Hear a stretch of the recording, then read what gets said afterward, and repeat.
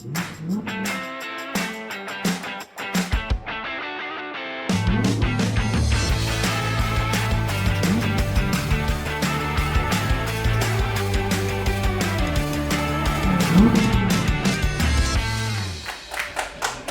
everyone and welcome to the Motorsport to Business Partner Lounge with Thinking It Better.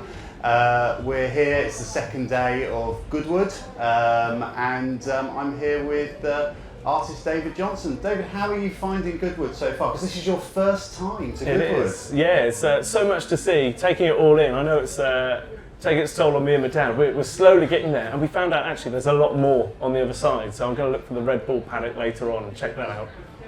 Try and find the mystical rally stage. I've been coming here for 26 years. I've heard about the rally stage. I've never actually been on the rally stage. So yes, there's plenty to do at Goodwood Festival of Speed. But I'm quite surprised you've never been to Goodwood before, because you are now a very well-known artist within Formula One. We were at Silverstone last week and we came and saw you had an exhibition there, and you were in the Paddock Club. So let's just go back though and talk through your career. Where did it all start? Where did the passion for art start and art in Formula One? Yeah, I mean, for me at school I would always focus every project on Formula One, whether it's design and technology or art, and then when leaving it just continued. I mean, I'm a huge fan of Formula One, there's no hiding it, and growing up, I like collecting memorabilia and art of Michael Turner, especially with his artwork. So I thought I'd give it a go, and I started to create paintings, and from there the interest grew, and then I started to produce prints. And it was only until later on that I caught the interest of Sir Stirling Moss through a letter. I wrote him a letter, a bit random, but about 2-3 days later an envelope came back with my name on it and SM on the back. So I knew I was in, and from there we spoke about what projects I could focus my art on, and he agreed to sign a run of prints, which is just incredible. Wow, no, that must be incredible actually, working with someone like Sir Stirling Moss.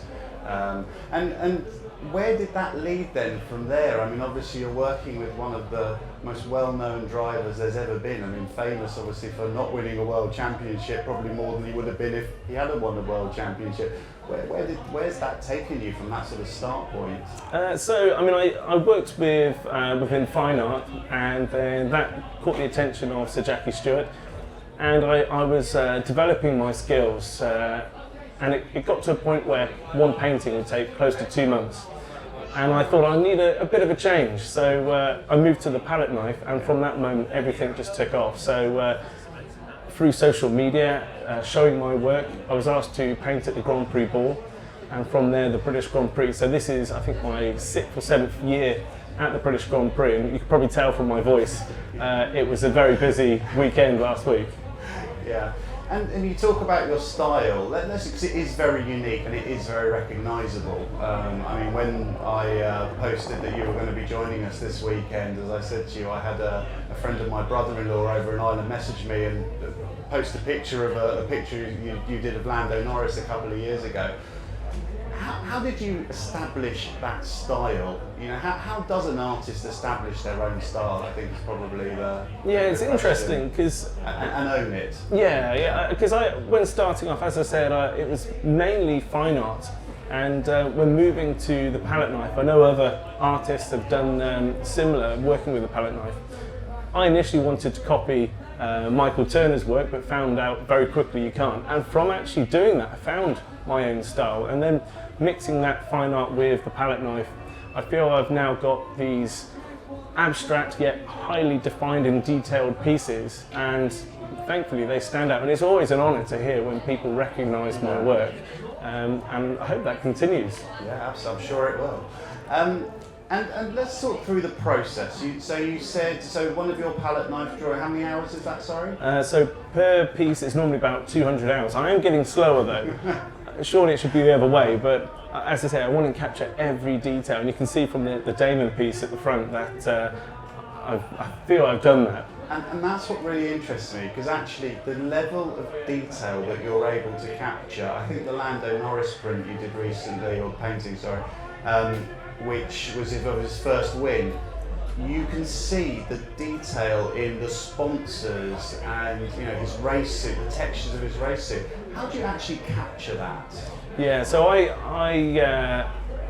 so first of all, I work from a photo. I work with Motorsport Images, because they have an incredible catalogue of photos to select from, and then when selecting the right image, I then basically map it out, and I'm quite slow, so it's working from the background, then layer upon layer, and I showed this last week at the British Grand Prix. I would use a scalpel to cut away the edge of the paint, scratch it back to the clean line that I want, and that's how I get all the sponsor logos that you can see on some of the examples around us.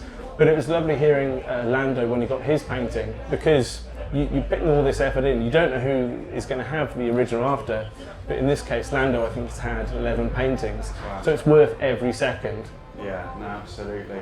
And we were talking about this the other day actually, in terms of obviously as you get more well known and you've got your artwork out there and you've got the originals, and I asked you the question around what do you do when it's the last print sort of thing, or you've got your original? Is that quite a strange feeling, or is that a good feeling for an artist that they've all gone? It's mixed, yeah, because it's a shame to see it go, but a great honour knowing that people have sought for this piece and it's been in high demand. And actually from the British Grand Prix there was quite a few lines selling out, and then that's it, it's gone. It's a piece of history, so it is a great honour that does happen. Yeah.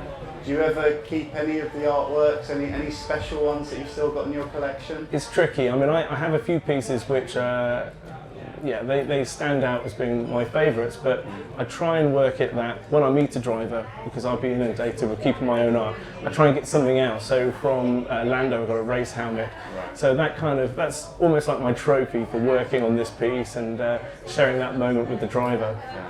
And should we talk about your race memorabilia collection? Yeah, let's. So, what sort of pieces have you got in this famous race memorabilia collection? Because it sounds quite extensive. Yeah, it's spread out quite a bit. But I've got a nice suit from Damon Hill. I remember you getting that one, yes. It's just such an honour. But mainly, I try and focus on the race helmets, because that is signature to the driver. Yeah. And I do have quite a few models stored at my parents' house as well. And let's talk about, obviously you and I met, I think it was the Autosport this year, and we've been talking for a while, and then of course you came along to the Damon Hill Karting Day, which supported Halow, which is our charity partner. That was a great day, and thank you for supporting that, and you were doing a painting there, and we got Damon to finish off the painting, and obviously he's done a limited edition run of that painting, and he's signed a few of them. But let's just talk about that a little bit in terms of, I know that was a special day for you. Yeah, I mean, it's funny, throughout my art career, there's been one driver I've always wanted to work with, and it was Damon, and it's such a great honour, because I grew up, my dad would be watching Formula 1 on the telly and supporting at the time, I think it was Nigel Mansell, and then as I was getting into it, Damon was the driver I kind of took note of, and whenever I create a painting of Damon, it brings back all those memories. It's not just of the race, it's the times I shared with family watching the race. So to meet Damon through you and Halow, which was just incredible, it was a dream come true. And yeah, Damon was live painting, completing the final stages of the artwork. It was incredible to have all this happen. Someone I've always wanted to meet, right in front of me, he was doing all these things. Yeah. And he had it on Instagram Live, and he was finishing the painting. I wasn't expecting that, yeah. It was brilliant, and we've got the painting here, or one of the copies of it, because obviously we auctioned off the original, and it's absolutely stunning, the painting, and also you very kindly donated a number of paintings to Halow as well, which we've got here on sale as well, which obviously the donation goes towards Halow, so thank you for that, I appreciate it. No, you're welcome. So what's the future hold? You've obviously really established now the Formula Art brand. You are, as we say, you're at Silverstone last weekend. You've obviously been abroad with it as well, to foreign Grand Prix as well. Yeah. Where's it taken you, and where's it going to take you in the future? So this year I'm off to the US Grand Prix. I'll be live painting there, and that'll be with Williams Racing. And it's lovely because they have these fan zones all over the world at the different events. So I'll be painting there, then I get to do a little bit of live painting in the paddock as well. So for me as a fan, this is a dream come true. And later next year I'll be at the season opener in Melbourne and then back at Silverstone. There's a few other races, but we'll see how that goes. But in terms of artwork, I've done a piece with Lando, I think I can mention it, and we're just waiting for the right race, and that's where I paint onto the helmet, and then when it's been approved it'll be captured, so it's a nice thin layer, and then he'll race in that as well. But yeah, we're waiting for the right time. But my dream job would be to create artwork to go onto the car. I'm working on it, I think hopefully soon, but that's what I would have on my bucket list. Yeah. And which car, which driver have you not painted yet that you want to paint? That's a tricky question, actually. I suppose Jim Clark with the palette knife would be a piece that I like to do.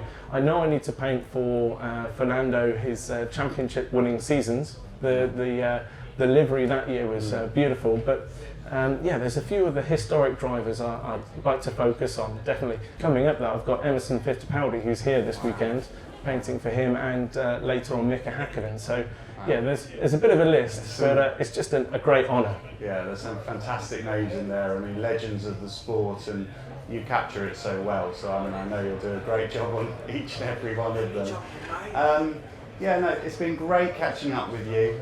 Really appreciate it. Really appreciate, as I say, the support for Halo that you gave at the karting, and great to have you down here today. So thank you so much, David. Yeah, so that's great. Thanks to everyone for joining us.